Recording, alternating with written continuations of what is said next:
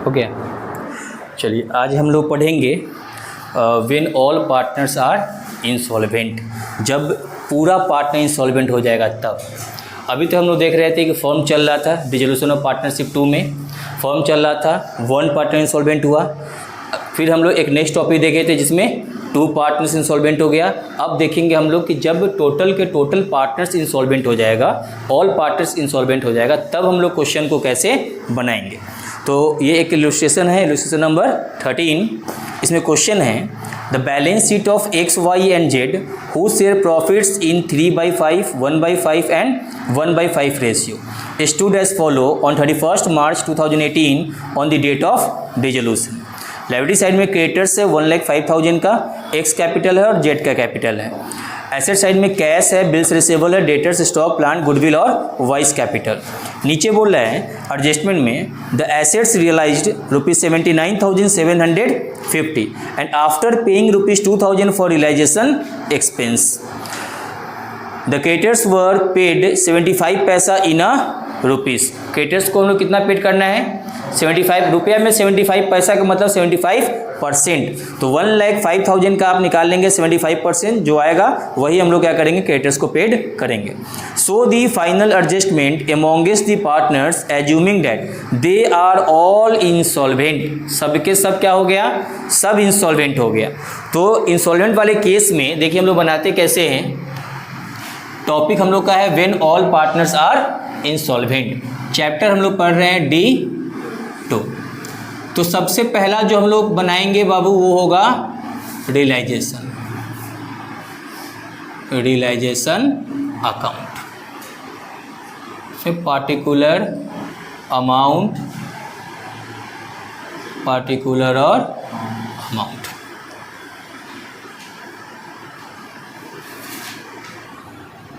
Asset side में क्या क्या दे रखा है?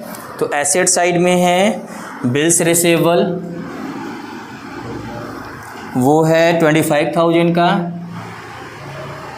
जितना भी बुक वैल्यू एसेट्स होता है, ध्यान रखिएगा, जितना भी बुक वैल्यू एसेट्स होता है सबको कहाँ डालते हैं हम लोग? रियलाइजेशन के 2 साइड में, डेबिट साइड में। फिर डेटर्स है हमारा, डेटर्स है हमारा 20, बिल्स रिसीवेबल 4,000 है ना, 4,000 है, डेटर्स है 25,000। उसके बाद है स्टॉक, स्टॉक है 40,000। उसके बाद है प्लांट, प्लांट कितना है? 30,000। उसके बाद है गुडविल 10,000 हो गया।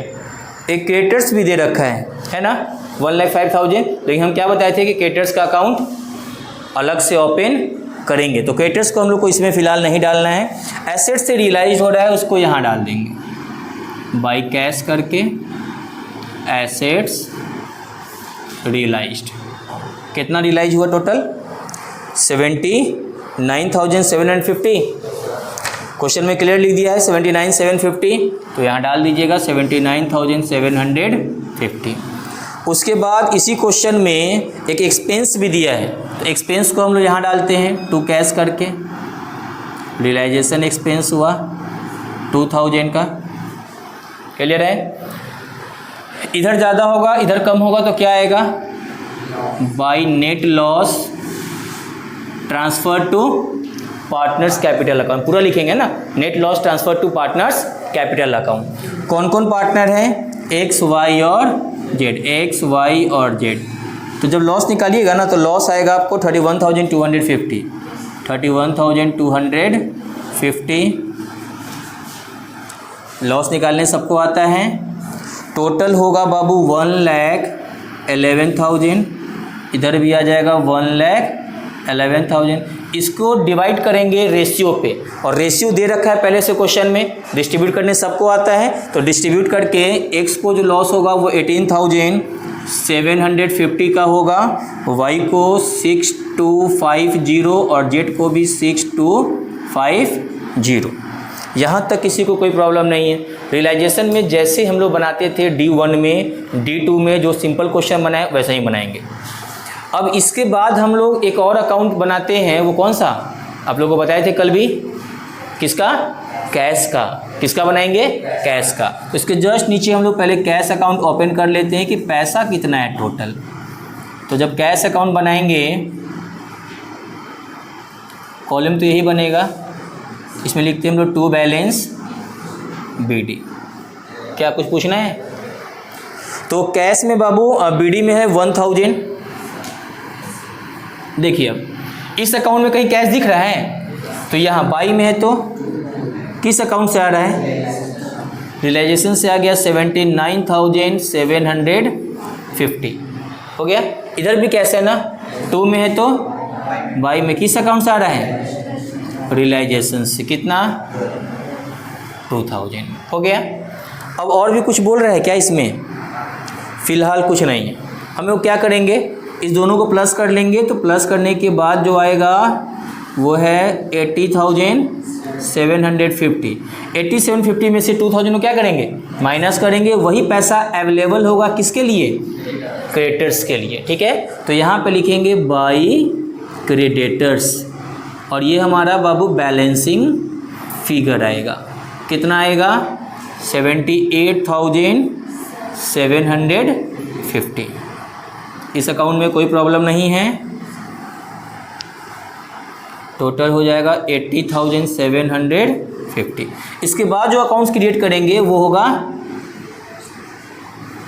क्रेडिटर्स का अकाउंट। इसमें भी फिर पार्टिकुलर अमाउंट, पार्टिकुलर और अमाउंट। हम लोग कभी भी ध्यान रखेंगे, किसी भी लाइबिलिटीज़ का जब अकाउंट ओपन करते हैं ना, अकाउंट ओपन करना क्या होता है ना, कि जब हम लोग इंटर में पढ़ते हैं उसी टाइम में सिखाते हैं कि जब कोई एसेट्स का अकाउंट ओपन होता है तो BD हमेशा डेबिट में होता है, BD हमेशा डेबिट में। और वही किसी लाइबिलिटीज़ का जब अकाउंट ओपन करेंगे तो BD हमेशा क्रेडिट साइड में होगा। समझ में आया? तो क्रेडिटर्स हमारा क्या है, लाइबिलिटीज है। लाइबिलिटीज को हम लोग कहाँ लिखेंगे, क्रेडिट साइड में। तो पहले यहाँ डाल देंगे बाई बैलेंस BD। और क्रेडिटर से पैसा कितना लिए थे, 1,05,000, यही ना, 1,05,000 रुपया उससे लिए, और उसको देने के लिए पैसा अवेलेबल कितना है मेरे पास, 78,750। तो ये बाई में है तो कहाँ जाएगा, 2 में। किस अकाउंट से आ रहा है, तो इसको हम लोग कैश पेड कर देंगे बाबू 78,750। क्लियर है? इसमें से इसको क्या करेंगे, माइनस, जल्दी से माइनस करके बता दीजिएगा। तो उसको जो आएगा उसको डेफिशिएंसी करके मिलाइएगा। आप लोग को बता रहे थे ना, या तो डेफिशिएंसी नहीं तो PL। तो इस बार हम लोग डेफिशिएंसी करके मिलाएंगे, क्योंकि क्वेश्चन में कहीं ये नहीं बोल रहा है कि आपको प्रॉफिट एंड लॉस अकाउंट भी क्रिएट करना है। तो डेफिशिएंसी आएगा, देख लेते हैं कितना, 26,250। इसमें से जब इसको माइनस कीजिएगा ना तो 26,250 आएगा। कोई कन्फ्यूजन है इसमें, किसी को कोई कन्फ्यूजन नहीं ना? आगे बढ़े। रियलाइजेशन अकाउंट में कोई कन्फ्यूजन, कैश में कैश क्यों बनाते हैं, चेक करने के लिए कि सर अवेलेबल बैलेंस मेरे पास कितना है। जितना पैसा मेरे पास होगा, चूँकि क्रेडिटर्स को देना है ना, क्रेडिटर मान लीजिए हमको 1,00,000 रुपया, 1,05,000 दिए हुआ है, वो हमसे बोल रहा है कि सर मेरा पैसा, हम लोगों को चेक करते हैं पैसा कितना है, पॉकेट देखेंगे ना। तो पॉकेट जब खंगाले तो पता चला क्या, 1,000 पहले से था और पूरे एसेट्स को बेच दिए तो कितना पैसा आया, 79,750। टोटल जोड़ लिए तो कितना दिखा, 80,750। हम बोले क्रेडिटर्स को 80,000 है, लगे सर 80,000 कहाँ है, 2,000 रुपया तो पेड कर दिए आप। रियलाइजेशन एक्सपेंस पैसा कितना बचा, 78,750। लिए थे 1,05,000, उसको पेड कितना कर रहे हैं, 78,750। तो बचा कितना, और 26,250 रुपया अभी भी क्रेडिटर्स का बचा हुआ है, इसलिए डेफिशिएंसी करके मिलाएं। क्लियर है? आगे बनाएंगे हम लोग पार्टनर्स कैपिटल अकाउंट। इसके बाद बनाएंगे पार्टनर्स कैपिटल अकाउंट। इसमें हम लोग कॉलम बनाते हैं पार्टिकुलर X, Y और Z। पार्टिकुलर X, Y और Z देख लीजिएगा। तो ये इधर वाला आ रहा है ना, XYZ, XYZ। इसमें हम लोग सबसे पहले बाबू लिखते हैं बाई बैलेंस BD। तो X का कैपिटल कितना है, 15,000। एक्स का थोड़ा सा इसको पॉज कीजिएगा, तो पॉज करने आता है, थोड़ा इंक डाल ले, हो गया। तो देखते हैं कैपिटल कितना कितना है सबका। एक्स का कैपिटल है बाबू, एक्स का कैपिटल है 15,000, एक्स लाया है 15,000, वाई का कैपिटल इस साइड दिख रहा है, जेड का है इधर 10,000, यहाँ लिखेंगे फिर टू बैलेंस बीडी, और वाई का कितना दिख रहा था 20,000, हो गया। यहाँ तक में कोई डाउट नहीं किसी को। इसमें देखते हैं, यहाँ पार्टनर्स का नाम है नहीं है, इधर नाम है यहाँ पर, तो ये बाई में है तो टू में, और किस अकाउंट से आ रहा है रियलाइजेशन, तो 18,750, 6250 और 6250, हो गया। क्योंकि क्वेश्चन में टॉपिक ही है when all partners are insolvent, जब सबके सब इंसॉल्वेंट हो जाएगा तो रियलाइजेशन का जो लॉस होगा उसको कोई कैश के रूप में लेके आ सकता है। हाँ, आप कहिएगा कि एक्स तुम लेके आओ ना, एक्स कहेगा हम तो इंसॉल्वेंट है, एक्स कहेगा वाई तुम लेके आओ ना, तो वाई बोलेगा सर हम तो पहले से क्या है, देखिए ना मेरे अकाउंट में तो और पैसा नहीं है। जेड को बोला जाएगा जेड देखो ना 10,000 रुपये तुम्हारे अकाउंट में है और तुम्हारा खर्चा भी कितना है 6250, मतलब पैसा बचा हुआ है, तुम लेके आओ ना। बोला कि सर टॉपिक नहीं देखे हैं, टॉपिक में है कि ऑल पार्टनर्स आर इंसॉल्वेंट, मतलब कोर्ट डिक्लेयर कर चुका है कि हम क्या हैं इंसॉल्वेंट है, हम अपना पेमेंट अपना लाइबिलिटीज पेड नहीं कर सकते हैं। जब होता है ना कि सबके सब जब इंसॉल्वेंट हो जाएगा तो जो रियलाइजेशन का लॉस होगा ना, इस साइड जो हम लिखते थे ना बाई कैश करके, इस साइड हम लोग को नहीं लिखना है। समझ में आया? तो अब करेंगे क्या, किधर ज़्यादा किधर कम लग रहा है, इधर ज़्यादा इधर कम, तो हम क्या करेंगे ना कि ये 18,750 में से माइनस कर देंगे कितना 15,000 को, और जो आएगा उसको लिखेंगे बाई डेफिशिएंसी, कितना 3,750। एक्स का अकाउंट क्लियर हो गया। वाई का चेक करते हैं, 20 और 6 हो गया 26,250। ये बेचारा तो इतना के लेके आना होगा, अब कहाँ से लाएगा, तो पर्सनल एसेट्स को सोल्ड करके जाओ, मकान बेचो, लैंड बेचो, जहाँ से लाना है पैसा लेके आओ। 6250 इधर 10,000 है, तो इसमें से इधर माइनस करेंगे तो डेफिशिएंसी इधर आ जाएगा। डेफिशिएंसी अगर कैश आएगा, कैश, इसमें क्या लिखा है डेफिशिएंसी या कैश, डेफिशिएंसी ही, चूँकि पहले ही बोल दिया गया था कि ऑल पार्टनर्स आर इंसॉल्वेंट, पूरा करेगा ही लाके, कितना घटेगा माइनस करके बताइए तो,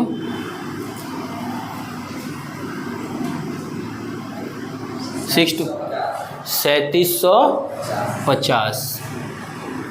अब आप लोगों को यहाँ दिख रहा होगा कि सर इसके अकाउंट में तो 10,000 था और 6,250 रुपये का ही लॉस है, तो फिर भी पैसा क्या है बचा हुआ है। तो ये बिजनेस जो है क्या अकेले चला रहा है, अकेले तो नहीं ना चला रहा है। यहाँ तो दिख रहा है साफ साफ कि सर इतना 26 और 3 27 28 29 और 1 30,000 का पहले से डेफिशिएंसी है पूरे बिजनेस के ऊपर, और इस 30,000 में से अगर ये अपना पूरा पैसा लगा भी देगा तो क्या फर्म बच जाएगा।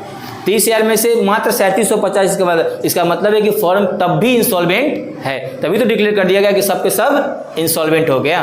अब इसके बाद जो सबसे लास्ट अकाउंट क्रिएट करेंगे वो होगा डेफिशिएंसी अकाउंट ही, पार्टिकुलर अमाउंट, पार्टिकुलर और अमाउंट। अब देखते हैं डेफिशिएंसी कहाँ कहाँ है। इसमें तो डेफिशिएंसी नहीं है, इसमें भी नहीं है, इसमें है, ये 2 में है तो बाई में, और किस अकाउंट से आ रहा है क्रेडिटर्स के अकाउंट से। कितना आ रहा है 26,250, 26,250 इसमें हो गया। यहाँ भी डेफिशिएंसी है, 2 में है तो किस अकाउंट से आ रहा है पार्टनर, मतलब सर जेड के कैपिटल से आ रहा है 3750। यहाँ पे डेफिशिएंसी है, बाई में है तो 2 में, कहाँ कहाँ से सर एक्स के कैपिटल से आ रहा है 3750 और 2 वाई के कैपिटल से आ रहा है 26,250, हो गया। अब तो कहीं डेफिशिएंसी नहीं है। 26 27 28 29 और 1 30,000, इधर भी कितना 26 3 29 और 1 30,000। ये आपका क्वेश्चन कंप्लीट हो गया। When all partners are insolvent, तो जब भी बोले कि सबके सब पार्टनर इंसॉल्वेंट हो गया है तो आप सबसे पहला जो अकाउंट क्रिएट करेंगे वो होगा रियलाइजेशन अकाउंट, उसके बाद बनाएंगे कैश अकाउंट, फिर बनाएंगे क्रेडिटर्स का अकाउंट, फिर पार्टनर्स कैपिटल अकाउंट और सबसे लास्ट में बनाएंगे डेफिशिएंसी अकाउंट। क्लियर है? तो इसको आप लोग नोट कर लीजिए, सबसे अच्छा होगा फ़ोटो खींच लीजिए 1 मिनट। इसका 26,250 और इसमें 10,000 और उसका डिजिट तक।